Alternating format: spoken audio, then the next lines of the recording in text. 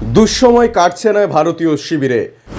হায়দ্রাবাদ টেস্টের আগে চোটের কবলে তারকা ক্রিকেটার। নতুন বছর এখনো অবধি অপরাজিত টিম ইন্ডিয়া। দক্ষিণ আফ্রিকার বিরুদ্ধে কেপ টাউনে টেস্ট মিছিলে দুর্দান্ত জয়। ঘরের মাঠেও আফগানিস্তানকে টি-20-তে হোয়াইট ওয়াশ করেছে মেন ইন ব্লু। ইংল্যান্ডের বিরুদ্ধে টেস্ট সিরিজেও সেই ছন্দ ধরে রাখার লক্ষ্য রোহিত শর্মার দলের। বিশ্ব ক্রিকেট চ্যাম্পিয়নশিপের পয়েন্টের তালিকায় আপাতত ভারত রয়েছে দ্বিতীয় স্থানে। শীর্ষে থাকা অস্ট্রেলিয়ার ঘাড়ে নিঃশ্বাস ফেলার জন্য ইংল্যান্ডের বিরুদ্ধে 5 ম্যাচের সিরিজে সাফল্য ছাড়া উপায় নেই।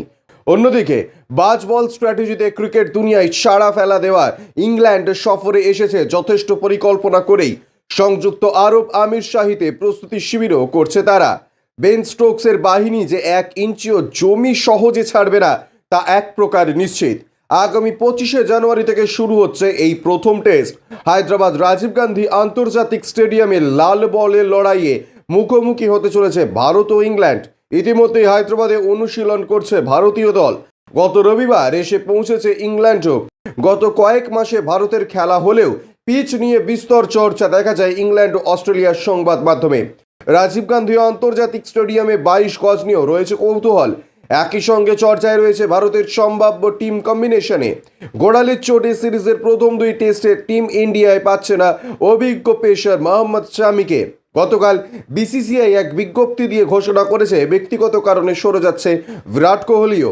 আজ অর্থাৎ টেস্টের ঠিক 2 দিন আগে শ্রেয়াস আইয়ার চোট পাওয়ার জন্য চিন্তা বাড়িয়েছে টিম ম্যানেজমেন্টের।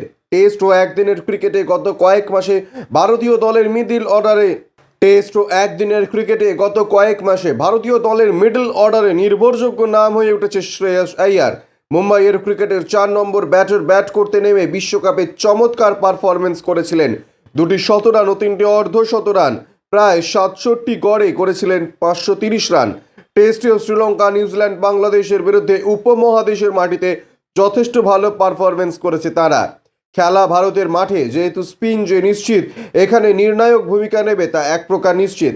সেই কথা মাথায় রেখে এক ছাক স্পিনারকে স্কোয়াডে রেখেছে ইংল্যান্ড। তাদের মোকাবিলা করার জন্য শ্রেয়াসকে একান্ত প্রয়োজন টিম ইন্ডিয়ার।